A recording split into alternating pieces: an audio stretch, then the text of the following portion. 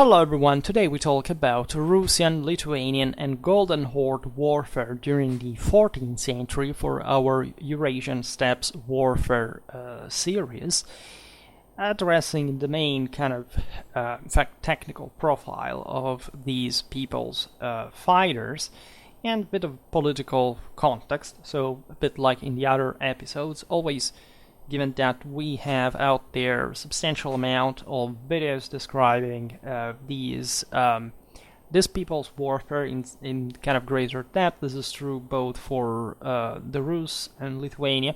Actually haven't done, I think, anything specifically about the Golden Horde yet. We'll get there. However, also an important part of what we could draw for Mongol or Tartar warfare at this point is out there. Made videos, for example, about the Lipka Tartars that are connected exactly with this scenario, and we will also discuss these people's warfare further, right? Because at this point we are just after the essentially the heyday of the Mongol conquest. There were various hordes in the steppes, plus basically the various other powers in China and Persia, etc., that the empire had split into. That, in part, even in the steppes, would overlap, in fact, with pre-existing civilizations in a way. Much of the Golden Horde, numerical backbone, army's numerical background was, of course, some Turkic product or byproduct, if you want. An important mix between Mongols, Turks, previous Iranians, Slavs. If we look at the at least the genetic background, right? But in part also the same cultural one. I made a video also about the Volga Bulgars, the survival actually after the defeat at the hands of the Mongols, and how this power somehow was connected with this other, in this case, Western policies. So these are also substantially different military cultures per se, but they have a lot in common, because some of the spaces over which they extend their own control are basically overlapping, right? And specifically Ruthenia, the old Russian Palatinate, that basically is within the sphere of influence of the Grand Duchy of Lithuania. As much as the Golden Horde, there are different other Russian principalities that basically are, especially under the latter, with significant differences. There is a fierce competition within the same Rus, as you know, for emerging as the hegemonic ruler, basically subsidized in this by the Mongols, to try to at least maintain a sort of head of the Rus to better collect various tributes that in part were gathered by the chosen here. And we will definitely get a bit more in depth in this history at some point, because again, they're not topics you can simply treat in a single video and making sense of them just per se. So we'll stick to the plan, right, to the basic plot of this series. Now, in the second half of the 13th century and throughout most of the 14th, the Eastern European world was surely struggling from a military point of view to define better these boundaries. Lithuania had basically been given up, right, its own independence, given the Teutonic pressure that, in spite of the immense Ruthenian territory in the south, that the Lithuanian princes could expand in, exactly because of the collapse occurred after the invasion of the Golden Horde, the Russian collapse. They couldn't quite do the thing alone, so they would ally, as you know, with Poland. This would bring to a century-old union, but fundamentally, as Eastern Europeans, differently from the Central European Poles, the Lithuanians were still undecided which side to pick. Really, at some point they thought of Muscovy. Even it was just really a matter of marriage policy. That's how it would, the same Polish-Lithuanian Commonwealth base would be laid. exactly at this point. Arguably, this was the better choice, given that Poland was surely a greater power, and through this, say, union, or at least, not quite yet, but this partnership, let's put it in this way, would reach, in fact, most of the Russian territory as well. And I made videos about also the history of Ukraine and how, there were lots of important chances missed even for the further consolidation of this power. As you know, mostly in Central Europe, the main problem was the elective monarchy, the fact that the nobility was much more, entrenched, much more powerful in comparison to the central monarchies, and this on the longer run basically damaged the possibility of stabilizing powers like in the West that headed towards a statal concentration, let's put it in this way. Eastern Europe was even more messed up, in a sense, if anything, because there were even less resources. So actually the oligarchic powers were even, without much of a break per se, if not, being knocked out by one another in the process. Now, for over a century, this region was dominated primarily by the rulers of the Golden Horde. Right, these were the descendants of Yuchi, Genghis Khan's son himself, and the prestige of the Mongol Empire, at least of those who could collect its legacy, doesn't matter how regionally, right, in this context, was immense, right, for especially cultures that, as we've seen also in the previous episodes, were always habituated to cope with the steppes, nomads, the steppes rulers, and even kind of incorporating some kind of autocratic character in their mentality. This was especially true after the Mongol invasion. In the 13th and 14th century, the Rus gets that brutal, as primitive kind of autocratic face. It was literally a Mongol product, right? And you can. I made video about the Russian cavalry, but you cannot distinguish them from the Mongol one, right? It doesn't make sense. Also because they were literally at some point the same people. They married into each other, and you can't quite distinguish them. Of course, there was a boundary always represented by in part at least probably the natural, environmental one of the steppes and the forest, so that Mongol cavalry would rarely venture in the forests, and at some point, if they had to, they also found themselves in trouble. The 14th century is the one of the Battle of Kulikovo. There are some also Lithuanian victories over the Mongols, things like that. But all in all, the major power established in the area is the Golden Horde, which is arguably more projected just by itself towards the west. Right, the Golden Horde had been installed over basically the same steppes that had the same pastures that had afforded the Mongols at least to attempt the invasion of Europe, or at least to test the ground there and crushing them we were north of the Caucasus, west of the Caspian Sea, and were the bases that left for Poland, for Hungary, that tested the German and the Italian borders, and that scored massive victories against the rulers of, especially of Central and Eastern Europe. The Rus had been knocked out first, and then the Poland, Hungary, as you know, were hit hard. Right, Poland would suffer further invasion from the Mongols, like three ever weaker ones. Right, because this is the century of the great crisis. Right, intercontinentally, the same fragmentation of the Mongol Empire has to do, at least in part, with that, as we've seen literally in every single episode of the historical region series. This is the history of medieval powers. Peak in the 13th century, crack in the 14th.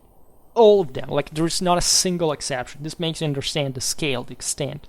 Contraction that was demographic and agricultural, like literally could not make this powers afford like the scale, the level of strategic projection that it had enjoyed before. So everything, even in the consolidation of more local powers, right, is and so the disaggregation of broader ones, like properly the Mongol Empire, and even just the one of the Golden Horde of the Rus, for example, has to do on the longer run with this. This was always the great divide. Again, the steppes were powerful as long as they were loaded with this, if you want, primitive, warlike impetus, when they had peoples coming from the middle of nowhere, really pillaging, looting, whatever, because this was basically the only thing they did. But as soon as they settled down, as soon as they try to stabilize this in a more solid political and territorial reality, of course the steppes are disadvantaged, because there is literally no capacity for a pre-industrial society to structure like a power like in the sedentary world, that it was always sedentary, had been in this sense consolidating from a greater amount of time. And in part we've seen that the steppes peoples, especially the Khazars, that occupied also more or less the same territory of the Golden Horde, and some centers in fact of the same were really installed by the Mongols, where the Mongols installed themselves at that point, had a tendency right towards sedentarization. That was kind of obvious right at the end of the Turkic, say, period of the steppes, but the Mongol waves were definitely destructive by a degree. It's not much the stereotype of the Mongols as brutal destroyers and things like that. Like, just these conquests have a price in the first place, and they crippled the local say manpower and resources and so on. So the Mongol waves notoriously were also the last, right? The great last of the steppes. Essentially, from the following centuries, the West is able to take over the same steppes, right? And also without much of a match, telling the truth. Because pike and shot warfare reflected a level of civilizational development that simply the steppes peoples could not cope with, right? And that's how quickly actually Siberia, independently from the actual capacities, for example, of the Muscovy to just control it in a direct way, which would take basically other centuries, really occurred, right? Because this was the great last shot. We'll see it better in the upcoming episodes, but in a sense, it starts here, as soon as they would settle the Mongols would settle in more towards a more sedentary orientation.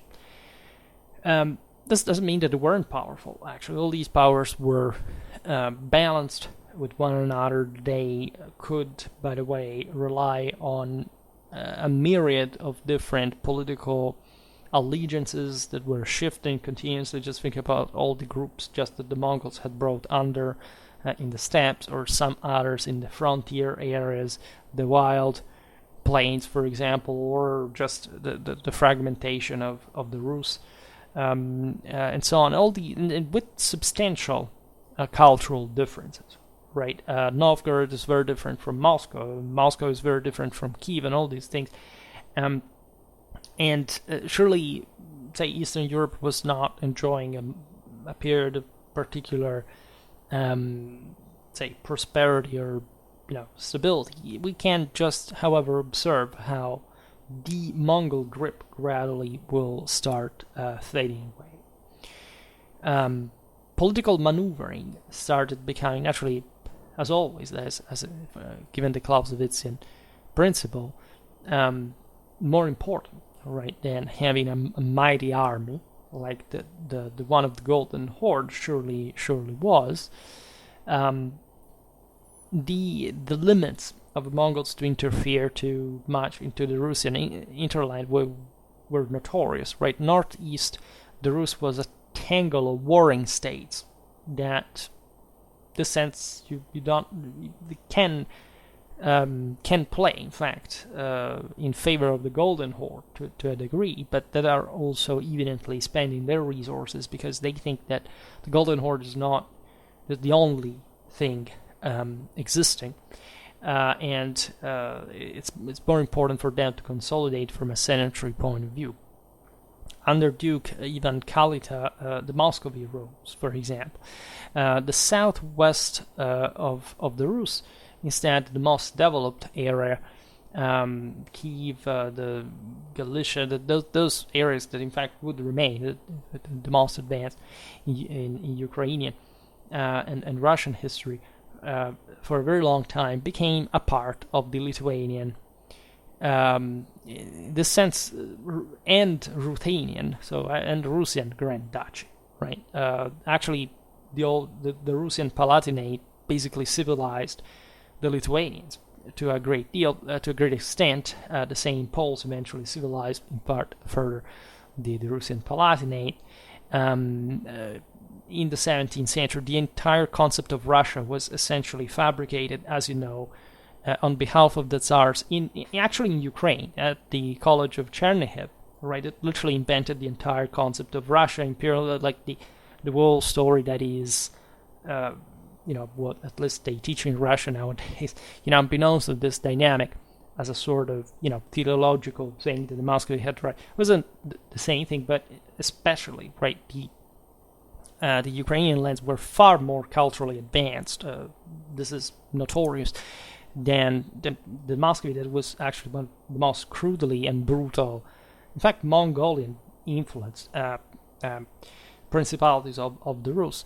And do not underestimate how much of that legacy is still alive, in basically not even a European sense nowadays. Major changes in weaponry had occurred since the Mongol invasion, right? At this time, owing essentially to the interaction mostly of the war gear of Central Asia, so from the Mongol tradition, but also from the Islamic Middle East, because, and we have seen this perhaps in the video about the Wafidiyya, that has mostly to do with Persia, but as we've seen, like this at times involves the entire Western Eurasia. The Islamization, first of all, of the Golden Horde, but the connections that existed between the Mamluks, in the proper sense of the word, very often came from places like Russia, the Caucasus, and so on, and that were sold in part by the same Golden Horde further south. The Ilkhanate was essentially converting to Islam at this point. The influence of the Mamluk Sultanate in Egypt was actually the biggest at this point. This is often overlooked. Like the 14th century is not just the peak of the Mamluks, but it is the one of greatest, in fact, Egyptian influence as far as the rise of the Ottomans, and of course, they were the strongest power. Like Persia was strong in as much as it could basically remain within itself, right, in the Iranian plateau and so on. But the Jazeera, also the Levant in general, were deeply influenced by this much more Western-like power that Egypt really had always been compared to the more Turkic Persian influence, Middle East, that was much more Central Asian influence compared, in fact, to the West, right? It was, especially Western Persia, really a sanitary space, with even a significant degree of centralization. That's, in fact, where the Ilkhanate took its roots, right? But if you look just already at the east of Persia, you start seeing really a bigger, like we call, areas, today's Iran, also in Afghanistan. From there, like Central Asia is just next door, and you see even in arms and armor styles, etc. I made a video about this in the one, especially of the 14th century heavy cavalry of the Ilkhanate, that tells you like how even connected with this outer space of the Caspian, the Volgas, of the Golden Horde, etc. These countries really were, and this influence is as strong as these countries carved out some spaces for the nomadic settlement, which again, especially with the 14th century crisis, the population followed to the Black Death and similar dynamics, was relatively easy to do. We've seen it even in the video about the Caucasus the other day, Caucasian Albania. That was fundamentally a sanitary area that was eventually was heavily influenced by the steppes as far as the white sheep Turk, all these groups, the Akunyulu, the Akunyulu were would be settled in, and remaining together with Persia, the more chivalric kind of mounted wild land than say the Ottomans, were basically compared to these areas essentially a Western army, a European army. So it's interesting to see how these countries modeled their own forces, because they, from one side, they were taking inspiration, especially from an ideological point of view, from one another. But when you look at the archaeological one, lots of interesting things appear as well. They're not so propagandistically shown. It's like what we were saying about the Rus. Even at this point, like you see in Russia, fundamentally a lot of like what had remained, of course, the basic Byzantine. I also posted some of these pictures here, looking right heroes, armored, like I don't know, in the late Roman Empire, and this kind of standard canon, right, in Byzantine art, which is essentially religious art. When you look at the archaeology of it, as we were saying before, there is no way to differentiate a Muscovite horseman from one of the Golden Horde. I mean, it's just a question, apologically, that doesn't make any sense, right? You can at best find some different, say, balance, certain different frequency in certain aspects, but again, everything looks tremendously alike.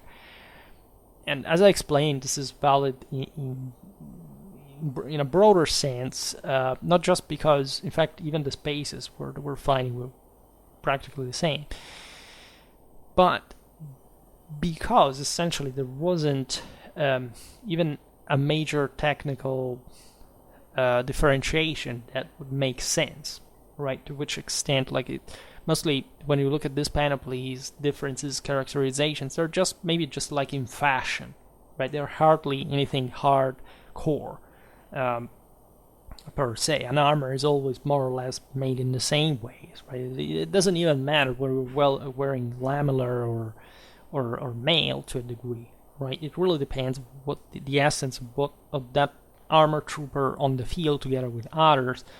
And fixating on single people's armament, it's never properly an intelligent thing to do from in terms of military education. Of course, we look mostly at the elite because, again, it's the one that displays the most advanced gear, so that's the one that is most it's easier to document, right, to reconstruct. But it's an elite, and it works together with lots of other things, telling the truth.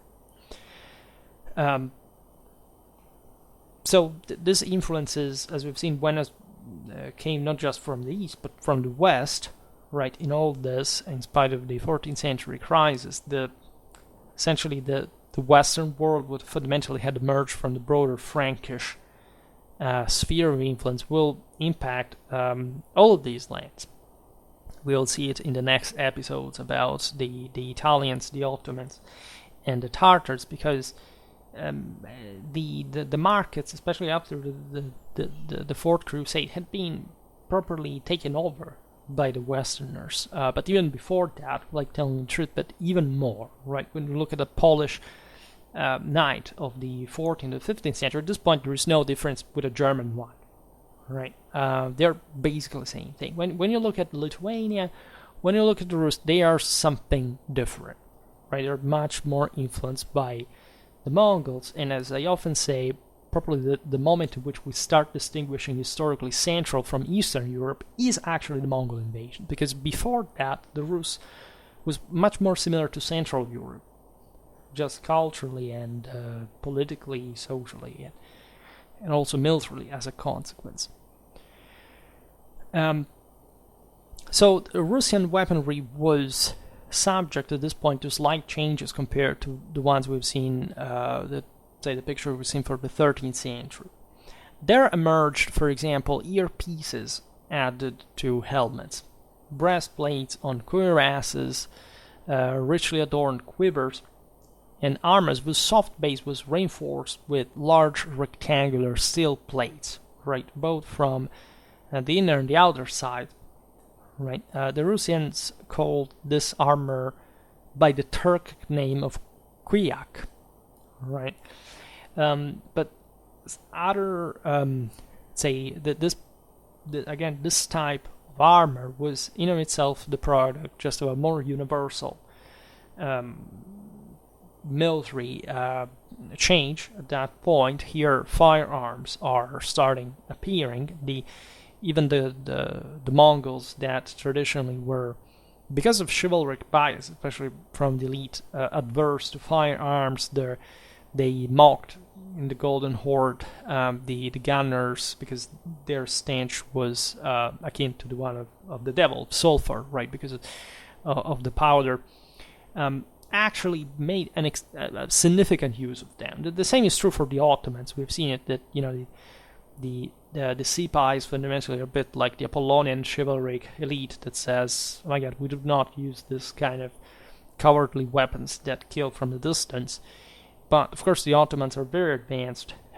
Firearms, especially from the 15th century, will achieve, like a bit later, but generally speaking, they were topping gunpowder, say firearms technology, especially with the granulation of powder. That is the most important technological change in firearms until essentially the introduction of the bayonet. And the Russians, of course, were adopting this weapon. We've seen in the videos about the Mongols how, large engines with incendiary, but probably also explosive ammo were used at the time, at least of the 13th century. We find this huge catapults together with early firearms. Sometimes for the former, we do not understand where this was the Mongols or the Russians, right? But these things existed pretty much everywhere. Again, even in this case, it's a matter of actual distribution. And as you know, the Mongols brought with them Chinese engineers, right? Military engineers. The point I was making is that it's difficult to tell that this in the introduction, especially of plate armor, was something connected with firearms. Right? There is actually no evidence, meaning that, of course, a part of that is true. Right? Firearms were immediately used as soon as gunpowder technology spread. Right? It's also a myth that China made more peaceful use of this technology. Seemingly, they used more sulfur than saltpeter, which essentially, in fact, also from what we get from the description of the employment of this weapon, was used, in fact, for the obvious reason of having more incendiary consequences. The Europeans used instead more explosive powder, and this may be connected with the higher degree of encapsulation, with the fact that they needed probably a smashing force rather than an incendiary one. It's not much about the environment per se, but also a different distribution properly of the centers to besiege compared to society and politics. In China, you have, it seems strange to say, right, compared to Europe, it was essentially feudal in nature, but China was even more like that, with huge estates and probably relatively fewer castles in that sense. It also has to do, in fact, with this kind of stratification, right, that increases the divide between the elite and and the rest of the population with the 14th century crisis, which means that, and this comes together with also how do you interpret the causes of the crisis, right? Essentially, the system exhausted itself also because of a continuous amount of wars that were going on, as much as the system had expanded dramatically also in that military activity. And notoriously, this is the age of mercenary companies, of professionalization of warfare. The mercenaries become ever more elite, right? Costs ever more to hand. First of all, the equipment costs more because it costs more also to train, right? To be able to use it, right? And there is surely an imposition from the rulers over the population, gets in parts demilitarized, but mostly it's because the same people are exhausted, right? So a bit of that. This is true everywhere, but as I was saying before, in Eastern Europe, that kind of Mongol-flavored Russian autocracy starts kicking in, right? The mercantile estates of the great Russian trade centers were basically broken, right? They had been properly brought under irreversibly by the crisis, by the invasion. Surely it had corresponded to a previous imbalance already within the especially in the relation with princely rule that had always tried to be that kind of more step-like, right? This is a bit like the Sarmatism later on, or even in Hungary, the idea of descending from the Huns, right? At least for the Ancien Regime elite, the one that is properly established in the late Middle Ages, you have, especially in Central Eastern Europe, this tendency of saying we are the terrible steppe people that ruled over these other losers here, right? It's a bit like, I don't know, the Germans in World War II calling themselves the Huns because they literally wanted to be dreaded, right? And this is not much of an anti-German propaganda. It's literally what the Kaiser asked and said and wanted. And, telling the truth, the Huns did have some connection even there with the German, but don't think that these things are just anecdotal, because again, the migration, this is a bit like the reason why I'm making this series about Eurasian steppes warfare, to make you understand how close this arrived to what we consider the Western world today, right? This is not like just a limited phenomenon to just like this wave of nomadic peoples that happened, I don't know, somewhere in the far east of Europe. No, this arrived till the heart of it, and it had major consequences, and part of these are surely one. So what I was saying is that, generally speaking, plate armor, which is basically spreading, as you know, also in Europe from essentially the 13th century, the early to mid 13th century, especially like the first exemplaries are in places like Eastern Germany, for example, like just where the Mongols had arrived, by spreading immediately all over Europe, meaning that the entire European military system was already ready just to adopt a heavier type of armor, and plate armor existed for that matter even before. Among the Hungarians, right in the 12th century, some Byzantine chronicles say that at least some horse armor of the Magyars was the chest plates, essentially plate. There were also some, say, plate designs, however, not in metal, but in organic material. This existed in Poland, for example, and this was surely a steppes influenced type of design before the 13th century.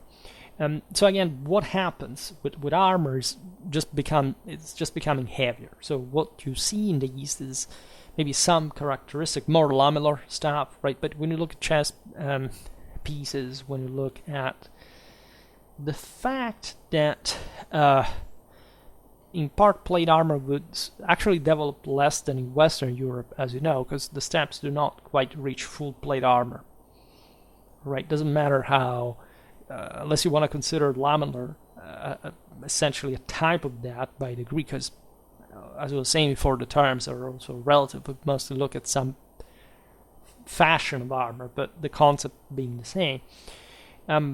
you realize that the East does remain a bit more primitive. You find just less material support for that, right? There were some set, I don't know, of Milanese armor that were halvened in places like Romania, because literally the local rulers could afford just the upper part, right? Then they had their legs armored in a different way. And so we'll hopefully see this in the Arms and Armor series, because it's this you would be surprised how far especially Western preeminence here arrives to, right? Especially after the Mongols had taken over the Rus, many of the Palatine Russians start turning towards the west, towards the papacy, towards those who could hopefully even launch a crusade that, as you know, will never actually happen against the Mongols in Europe.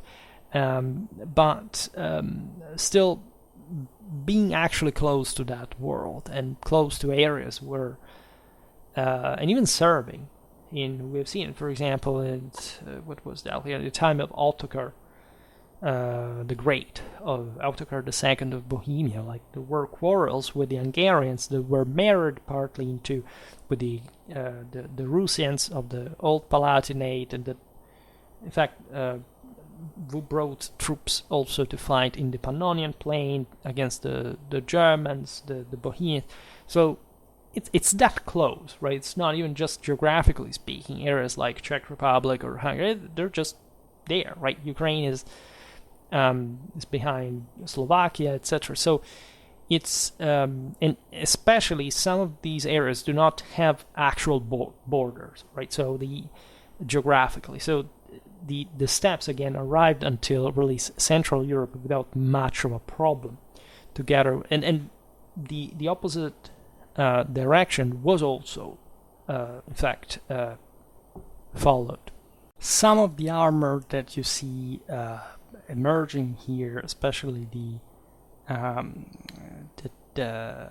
rectangular steel plates, but also the richly adorned quivers. That's the latter, especially a typical Mongol influence, is to remain here for practically until the 18th century. In some cases, it's not before Peter the Great of Russia. Essentially, there is a true westernization, like a restyling properly of the local arms and armor and so on, aside from the increasing Western influence, and then eventually the literal basis, call it on a Western model later on, that this system develops, right? It's mostly like literally very Eastern, and sometimes again you can't quite draw the difference with the nomadic neighbors.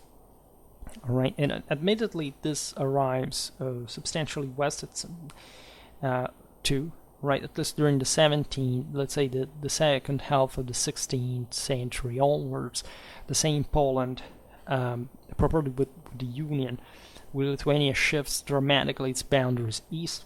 At some point they arrive to sack Moscow. So that's really how far they arrive. They are constantly in contact with the steppes peoples. So there is a re-Easternization, or at least the development of certain features. That's the peak again of also the Sarmatic kind of mentality against the crown, was trying actually to centralize on a more Western model, but just the famous Polish hussars, right? Aside from the fact that they were inspired by actually Hungarian cavalry, but even in that case, a very close one to say the Ottoman one, right? The lighter one types that, in fact, in the 18th century, come back in a sort of ethnic. Think about the Hulans, think about all, say, lighter cavalries that were styled after the same Eastern traditions. I made videos about that.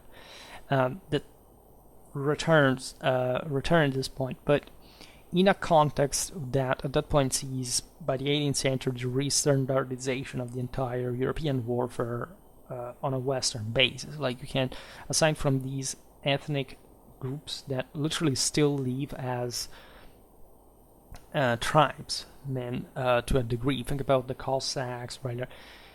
All of Europe is identical, and largely by the 15th century you can't quite distinguish, especially again Western, Central, Northern, Southern European, except the Easterners, from by the equipment, because they are all identical. I mean, literally, there's not a single difference anymore. Maybe the Celtic fringe a little bit, but that's how peripheral, right, the thing really is. Everywhere they fight all practically in the same way. Well, and this is important because it goes in parallel with the still the sense of an ancien regime that founds its basis in this 14th century contraction.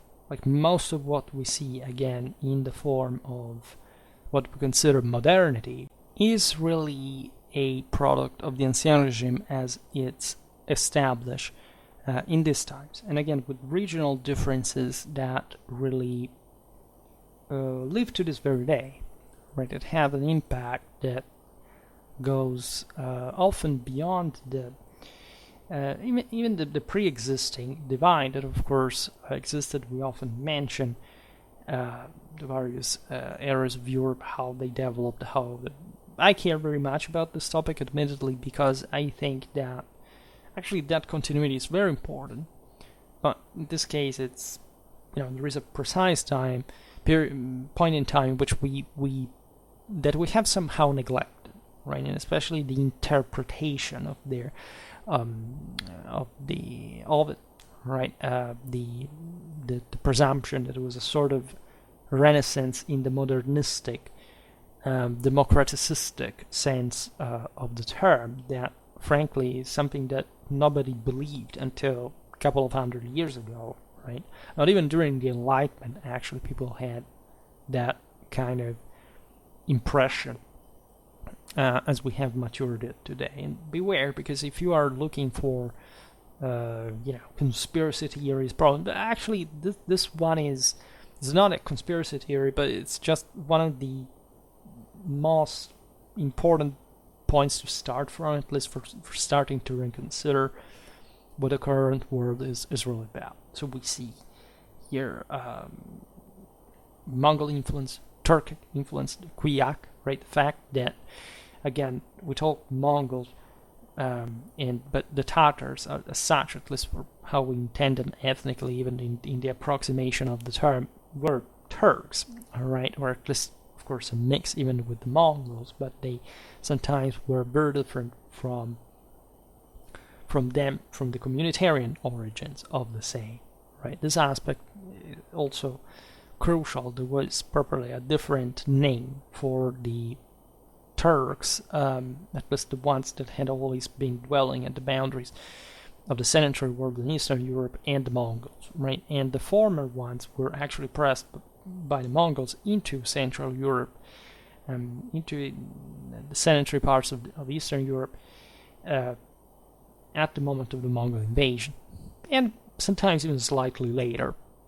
Right, this depended on, sometimes they were literally called by the Polish, the Hungarian monarchs, because they worked to support the kingdoms from against the oligarchic centrifugal pushes and so on.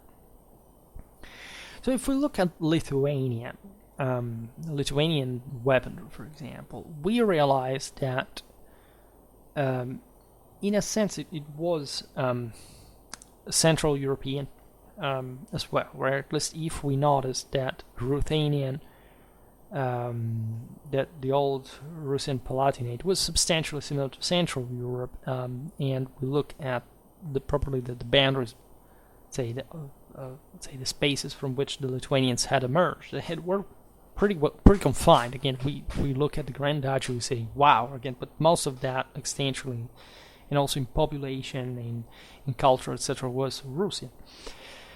We realized that yes, they had been getting a lot of influence from the Teutonic Knights, from the Poles. By a degree, there were some local traditions that in a way had to do with, yes, with the nomadic influence from the East already from centuries, but also from, in a sense, some local traditions that dating back even to certain primitive concepts of the migration era, right? And there is a bit of a blend, however, with Eastern armor. True, there are at least peculiar traits in Lithuanian weaponry that are worth pointing out. So Lithuania, as Western Europe, say Central Europe, adopted, however, with still probably the same reasons, but they had to fight against the Mongols, heavy armor of large iron plates riveted to a soft base. Again, this would occur gradually as they were being incorporated into German, Polish kind of sphere of influence, and political and social model. But in part, really, the necessity of protecting oneself, like the heavier gear, as it was affordable in the central world against this, especially in the 13th to 14th century, against this nomadic, formidable military machine, surely played a role as well, right? The Eastern flavor is in the lamellar armor that was, as we've seen since, used in Russia since from a long time, and that also corresponded to this greater steppes influence, direct and indirect. Sabers were present of the, say, at least type that can be considered European, as much as at least had remained in use in some other eras. For example, later on, the same Hungarian types of saber will spread in Lithuania as well. Remember, the same hussars in the same Poland, owing much to the Magyar tradition as well, that still at this point was characterized by, even in heavy cavalry, for example, by higher stirrups, right, riding a bit like more the steppes way, etc. Also because of the presence of Cumans, of Tartars, of other peoples that had fled right across the Carpathians when the Mongols arrived. There is a Tatar type of saber in Lithuania as well.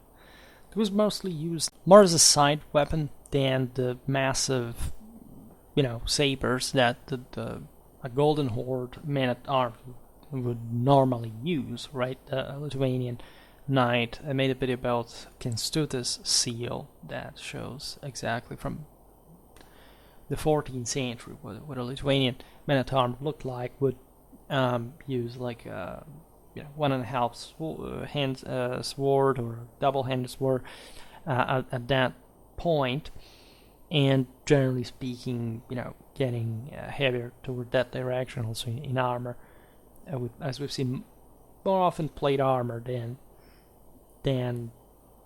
say the lamellar. But again, Lithuania is very borderline in this sense. We find bows of the steppe type in Lithuania, for example. Still javelins at a point, used for long-range fighting. The latter especially reflects a...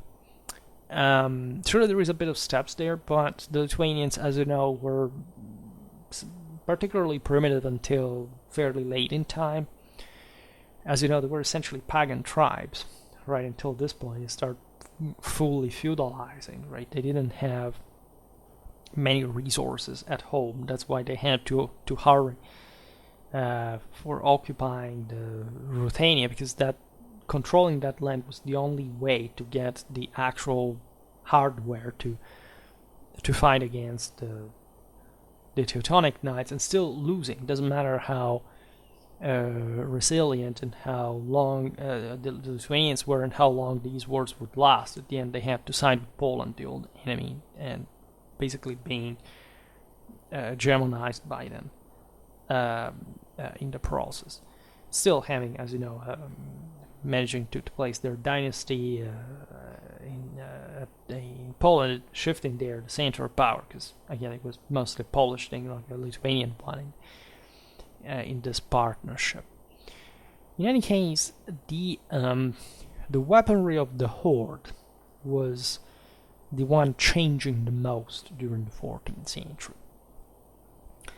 The Golden Horde artisans appreciated, for example, the handiness of ring mail, which was a thing in the Turkic steppe up to far east from like a considerable amount of time, almost a millennium, but had not been so popular among the Mongols, right? The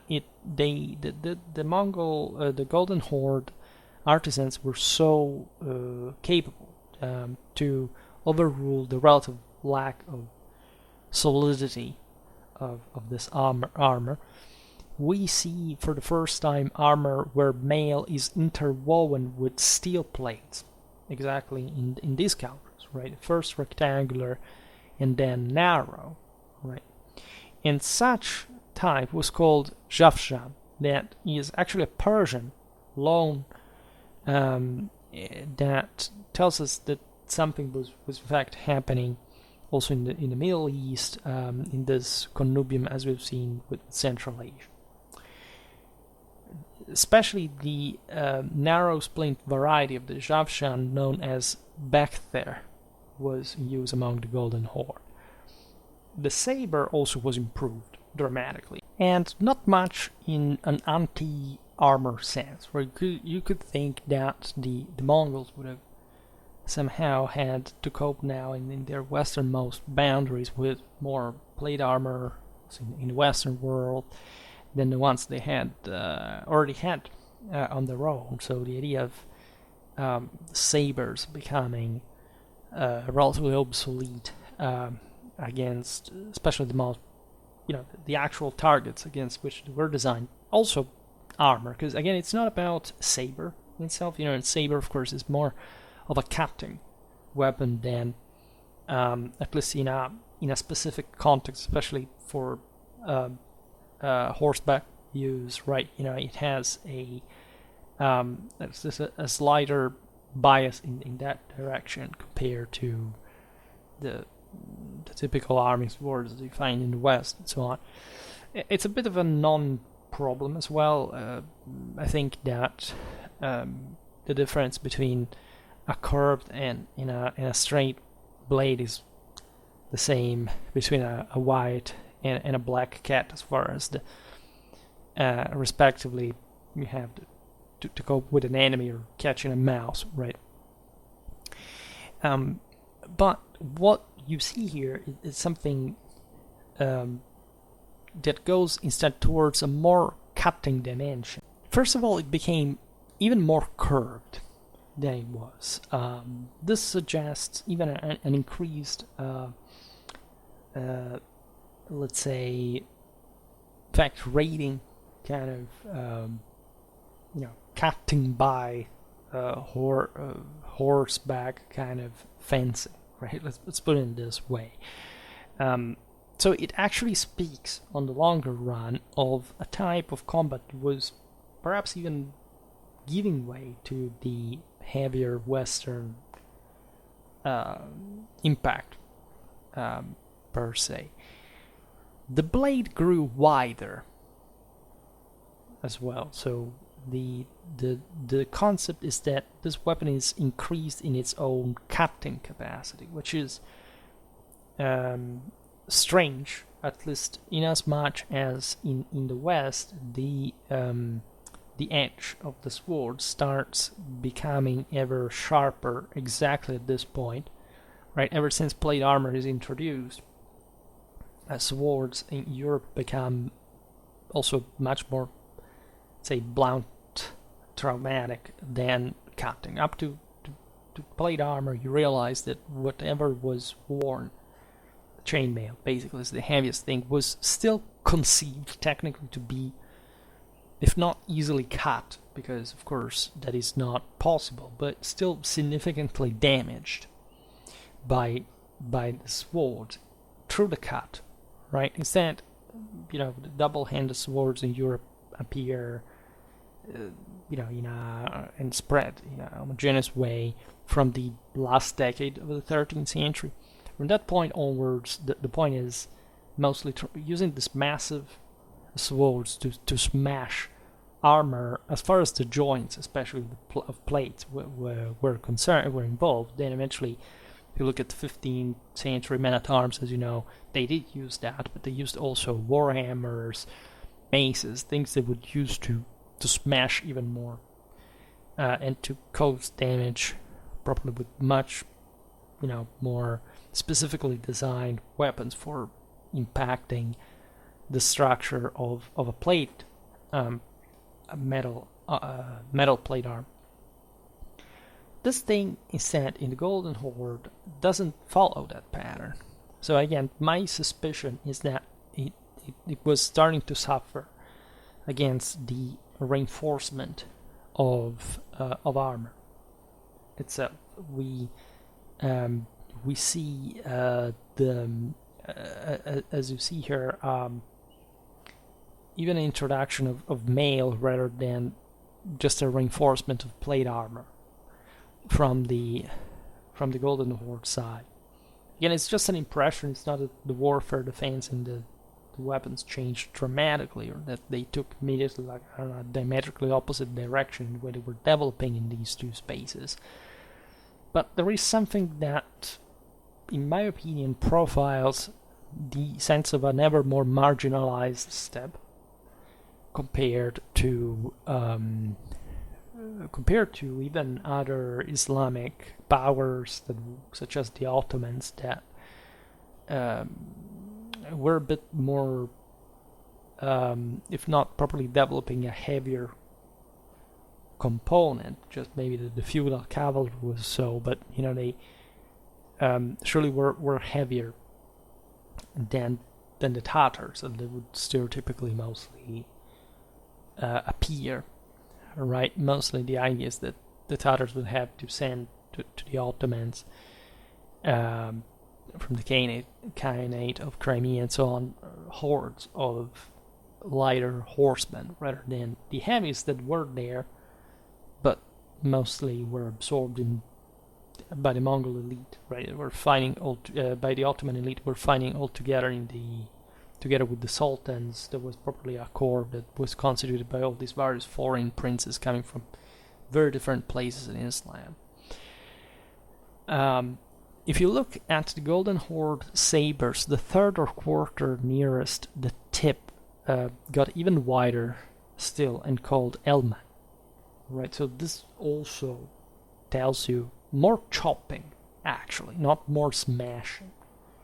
Some sabers were admittedly massive, bulky things that surely impacted armor as well, but the impression may be that this cutting need arose from a further impoverishment, actually, of the social basis of the Golden Horde. Right, if in the West people got poorer, but at the same time there were still sentries, they still had mercantile estates, important surplus, armor was getting ever more full plate kind of in direction. The steppes again suffered perhaps even more because, as we've noticed, they have just less surplus, right? So their impoverishment is, in relative terms, is even more damaging. Thus, at least as far as most of the warfare that occurred against this within the same Golden Horde, so of course with the subjects, with the preferential enemies, also certain steppes peoples that lived further east, right? There is not really a boundary of the Golden Horde, right? If not orientatively, because there are some such wide spaces in the steppes that, again, it's just nominal by a degree. That the preferred type of target was softer, actually, and that even the interaction with the sedentary Europeans was less, and they developed weapons were basically used just to cut to pieces. People basically without armor, or something like that, right? That's the impression really that I, at least on the base of this info, I tend to see. So overall, not much of a good sign, because it's as if this power, with the contraction in the 14th century crisis, gave way to the possibility, say, abandon actually the possibility of developing as a sort of hegemonic power, even over the centuries on the longer run, and being able to challenge them, etc. Arguably, there had never been a match in this regard. Again, I made a video about the impossibility, in my opinion, of the Mongols taking over, or even thinking of occupying certain sedentary parts of Europe, right? So this, in my opinion, fits also with what we see, starting even from the 14th century, was in a way the apogee of the Golden Horde, that still was able in all this to impose tributes, to launch raids as far as Poland, as far as, they did have get it still at that point, but that would gradually withdraw. Right, so it's as if that world remained confined ever more in itself on the longer run,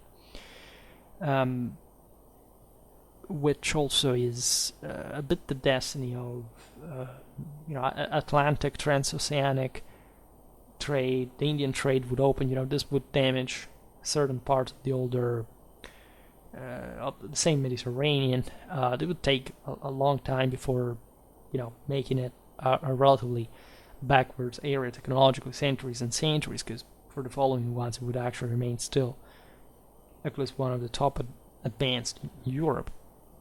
But it's as if the steppes declined as well, because the age of the great conquerors, the age of the great nomadic powers per se, was practically over. Right here it's the 14th to 15th century, still the age of Timur, the Lame, all these kind of sort of strange Mongol, Turkic, Iranian blends of some sort, in a nomadic way, but basically losing it on the longer run by the 16th century, really becoming obsolete. Right, so it's a sort of long sunset, starting from the fall, say, of the unitary Mongol Empire, but in my opinion, it's still evident.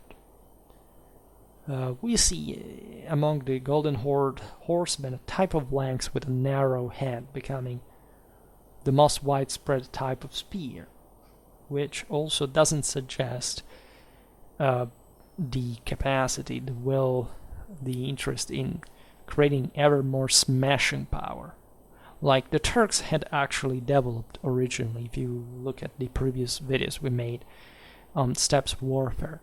At this point it's narrower, it's something more piercing, of course, than smashing. And as such, again, mostly against apparently an unarmored target.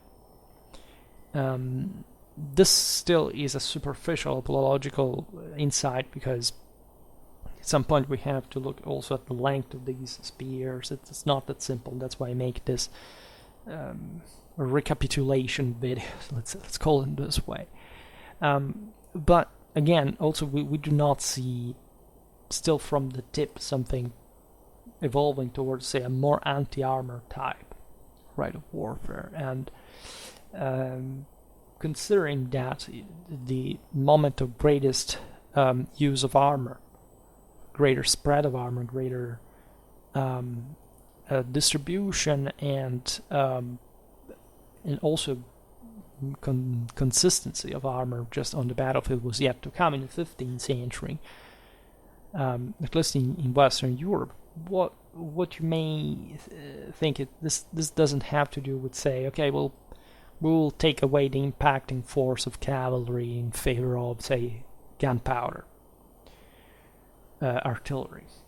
No, this seems, again, a steps people losing steam on the longer run, and essentially withdrawing from even certain tendencies that it had displayed before in a sort of anti-armor direction.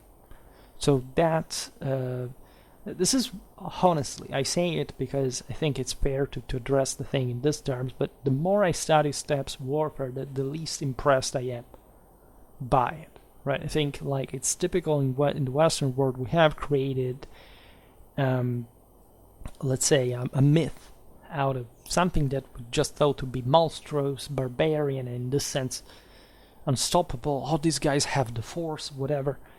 But it's just it's just an instinctual fear that goes against instead the actual impact of civilization that is in the hands just of the competent people, the ones who see above what the commoner really does, and that doesn't really take in consideration, in fact, the whole picture, as far as also the obvious limits that a steppes world, especially now by the 14th century. 14th century civilization is very advanced in Europe.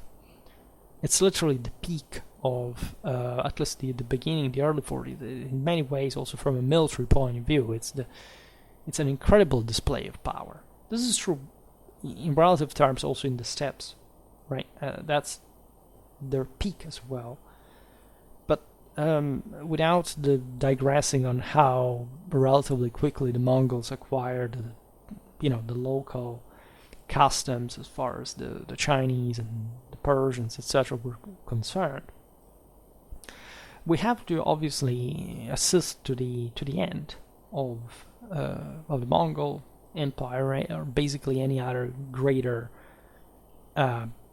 steppe empire, and especially the Golden Horde. Surely being powerful as far as how many men they controlled, surely impacting on, as we've seen, the same military styles of the sedentaries bordering them, but still being based on, in that case, the steppes, not on China, not on Persia, right, on peoples that fundamentally were the same ones that the Mongols had crushed and that had been actually already crushed by the Rus previously. So definitely the absence of what you see from the other side of Europe throughout the central, western, but even parts of Eastern Europe, as we were noticing, in terms of actual civilizational development. So again, I know that there are lots of people who like the Mongols and probably think that I am talking about them just to make the hype thing, but I think as a military historian I have to voice my own impression, because I think that until you get somewhere with the actual topics, you can't really appreciate really the matter in a world picture. And again, as you know, by method, I believe that it doesn't make any sense to study military history without essentially studying the entirety of it, at least in the essentials, because without comparison, without a diachrony, without understanding how the art of war really developed. That's what we studied. We studied it because we studied it in the interest of time.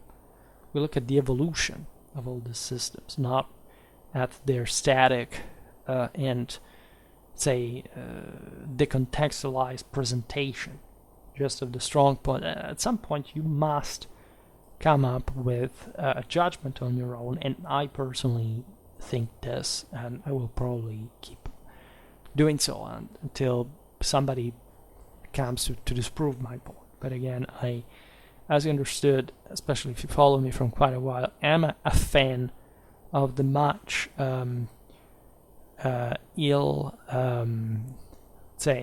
described civilization. We live in a time of populism. We live in a time in which the average person wants basically civilization to fall as much as the low level of the person the personal human failure of these individuals, and probably the concept that civilization still has it, and that there is nothing so far in history that has proven otherwise, and that generally speaking, even civilization basically destroyed themselves from the within, rather than, also because of these behaviors, rather than some external entity provided with who knows which capacity came to do the same.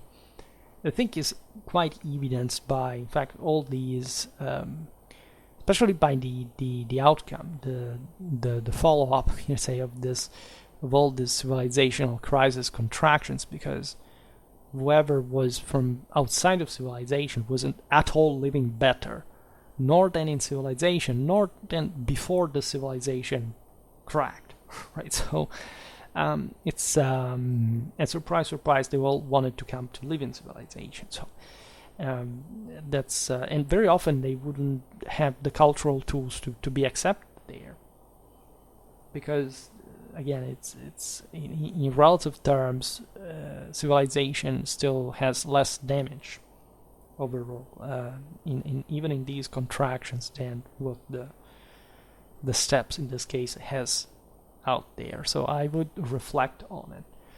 I would reflect on the fact that Mongolia, yes, did have other power later, but surely wasn't growing to be another major player in the world like it had been under Genghis Khan. Let's put it in this way: it remained Mongolia, right? even at the time of Genghis Khan. So again, I don't think I have to double down or triple or whatever down on these concepts. I think you got it. A reason for which I stop it here for today. I just hope that you enjoyed this video. If you did, please share it. Otherwise, leave a like or subscribe to my channel if you're interested in my upcoming content. As always, I thank you heartily for listening to me. I wish you a nice time, and see you next time. Bye.